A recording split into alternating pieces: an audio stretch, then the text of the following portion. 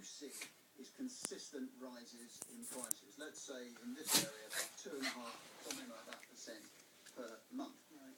And that might sound small, but actually cumulatively, it starts really pushing property prices up much faster than anything else you could buy into. And that, I think, is the key of this, is that as long as London property prices keep going up much faster than inflation, then people from all around the world will look at these properties and say, that's a really good investment. And that's what's really has fueled this over the past year or two, is people from troubled economies, perhaps even troubled countries, taking their money out of that country and buying